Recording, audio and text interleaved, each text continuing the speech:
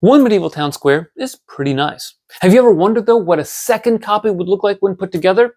Well, because you all watched our videos on this set, we were able to snag a second copy. Now at first, I thought this project would be pretty easy, but I was wrong. Every single building you see here in front of us presented a unique challenge when trying to make them bigger. But in the end, check it out. I think they look fantastic. So in this video, I'm going to show you some of the things that we did to put this together, some of the challenges we overcame, and give you a peek as to what these buildings look like next to and alongside the Lion Knight's castle.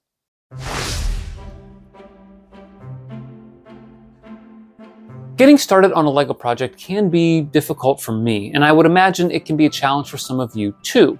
So getting started and finding out where to begin was, well, the hardest thing of this project. But even before I did that, I had to establish the ground rules. And my ground rule, my main one for this project, was I could only use pieces from the two medieval town squares and nothing from my actual collection. That presented some challenges for us in terms of making these buildings turn out as nicely as I might have wanted them to, but was true to the idea of just doubling the size of many of these buildings.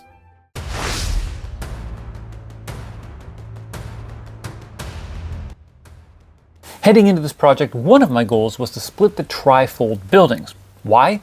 Because it was the weakest part of the original set, in my opinion, as it required a significant trade-off between three unique establishments, and thus facades, with keeping the cost down by not enclosing any one individual building. So they had to be separated. I then turned my attention to the woodworker's shop, which so happened to be the building that underwent the least amount of change. Because of the openings on either side of the building that serve as a pass-through for the others, I wanted to close it off. This required using a lot of the extra bricks from the second copy of the set, meaning it would be difficult to make substantive additions to this particular building.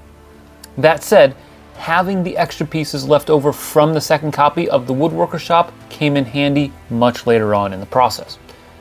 A couple of issues I ran into included not being able to add more flooring to the bottom level due to an inward opening door, and avoiding what's known as the big gray wall syndrome, or just piling on a bunch of plain gray bricks to make a wall. To help avoid this, I added some of those dark green windows to the bottom level, although I staggered each side a little bit differently before capping it off with a layer each of plates and tiles. I actually kept the second level the same as the original because I really like the opening there, as it gives a loft-like feel, and thus concluded the easiest part of this project.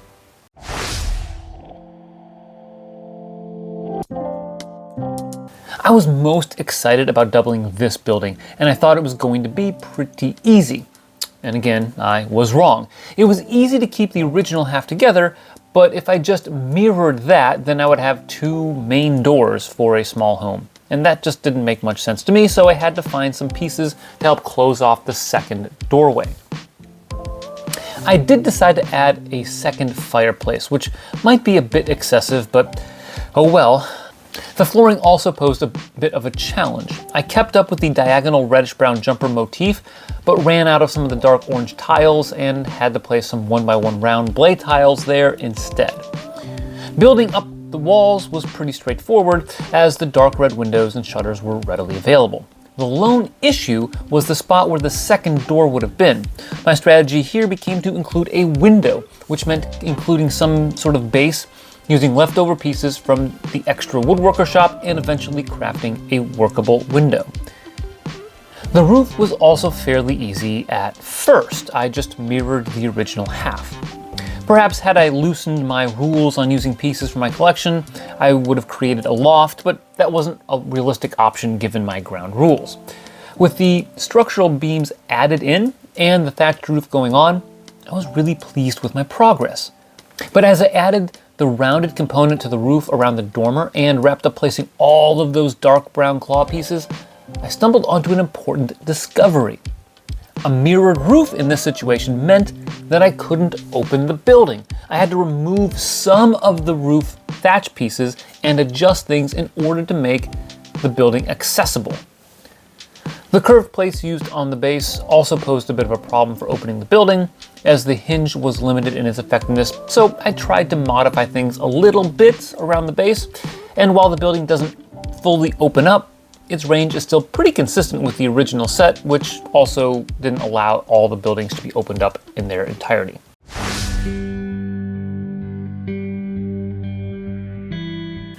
Being pleased with the results of the tapestry shop, I completely tore apart the inn and shield painter shop. My original plan was to go big, create a 2-story Tudor-style building. I wanted to keep the stone external wall so that it matched the Lion Knight's castle. Indeed, I think deep down I wanted to create an extension that was compatible with the castle. You can see some of my vision with this as these images come across your screen. You've got the stone stairs moving up the right, with the beginnings of the tower taking shape. On the left, I had a Tudor wall extend out and around to the front, which would have had a nice brick-built door. I probably would have slid the door one stud further to the left, but the problem ended up being that there weren't enough red and black pieces to do 2 levels of Tudor. So I pivoted to a bigger building that stayed true to the original design. This meant mirroring the tower in most ways, although I varied a few parts of the build, such as only having one flag depicting the shield painter's shop. One aspect that was not mirrored was the fireplace. Instead of building a protrusion out of the wall, I added some bricks from the extra woodworker shop, including capping it off with a 1x2 inverted arch and a 1x1 double round slope. I think that matches the feel of the set rather well. I also added a distinct entrance, which was missing from the original. The door comes from the woodworker shop, and I used some other extra pieces like small plumes or quills and one of those shields as decorations above the door. I added more green space on the new side of the building and dabbled with placing a little tree there that fit the mold of the old Fire Brigade modular. Now, the main tree that comes with the set, we used some of those pieces elsewhere, so I ended up making some changes with how that was constructed, including placing a frog in the bird's nest, which puzzled my youngest daughter quite a bit. One problem with this section was the roofing that sticks out from the back. It overhangs just by a little bit. If you have a foldable double building here, those pieces would prevent it from fully closing. So I had to remove them and stack layers of thatched roofing for the doubled side. Then I added the second tower and was ready to move on to the inn.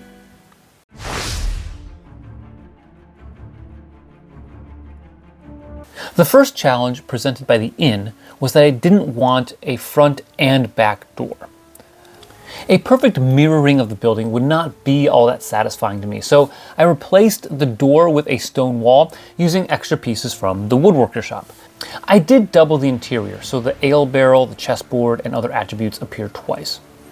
I also wanted to keep the dimensions the same so that the roof aligned correctly, and that ended up being the biggest challenge. Notice the overhang for both roof sections from the original. Not adjusting anything here would prevent the building from closing. My solution was to shorten the main roof to get rid of the overhang, as you can see in this video. The good news is I was able to adjust the lower roof enough to allow it to close by not using the claw pieces on the bottom row of that roof on the side. I also tweaked the upper roof by removing a claw piece so that it opens up part of the way. It's not ideal, but it works. One other construction note for the inn, I did not want to add a second fireplace here, so I left the expanded second level section empty and used some dark blade bricks with the intent of covering them up with foliage at the end, as you can see here.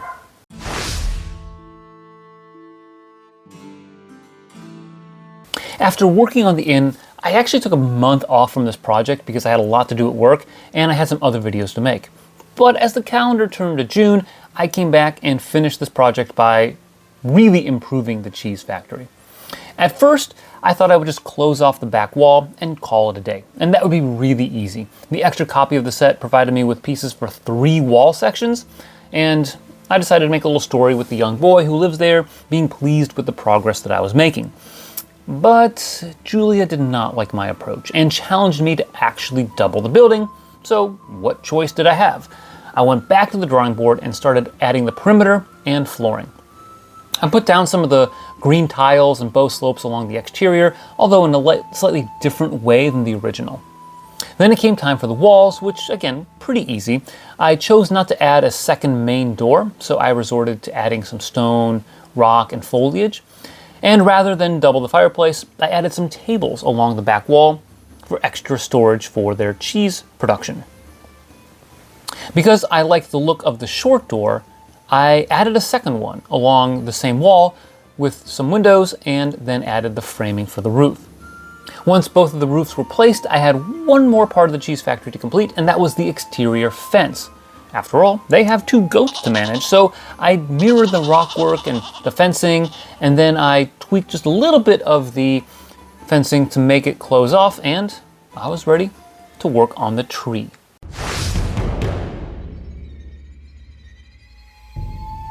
Redoing the tree was pretty fun actually, because I felt more freedom in my choices. I wasn't just doubling the tree or building a second one.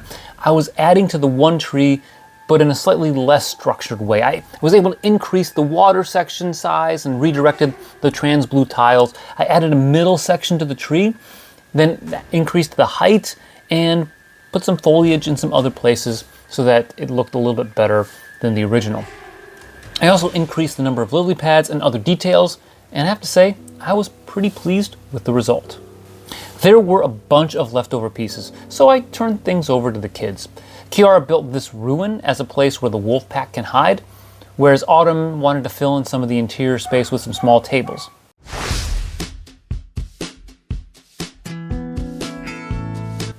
And here is the whole thing. Coming in at close to 6,000 pieces for 2 medieval town squares, it's pretty large.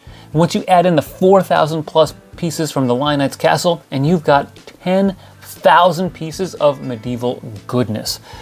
The collection of fully enclosed, independent buildings is incredible. They look substantive in the layout and each has their own character. I particularly like placing the tree in the nook created when opening the inn. When completely closed and separated from the Lionites Castle, the town square is charming and bustling with people. Here in Ohio, where I live, we have a lot of town centers with trees and parks, so I placed the tree in the middle of the square at first. With all the buildings surrounding that, the square feels unified and tied together. Rearranging the buildings a bit to fully encircle the tree gave each building a bit more room to breathe while keeping the cohesiveness of the square. I also like the looming presence of the Lionites Castle in the background, although the town square buildings are a bit larger in scale than the Lionites Castle. I noticed this originally when comparing the castle with the original town square in a previous video, and increasing the size of the square doesn't reduce that small problem. There you have it, the expanse that is 2 medieval town squares put together. I think these buildings look fantastic, especially when all opened up, but I can also envision some of the changes I would make if I could customize them a little bit more with pieces from my own collection. So make sure you like this video and subscribe to the channel if you want to see any of those changes take place. In the meantime, thanks for watching, and always remember to keep building together.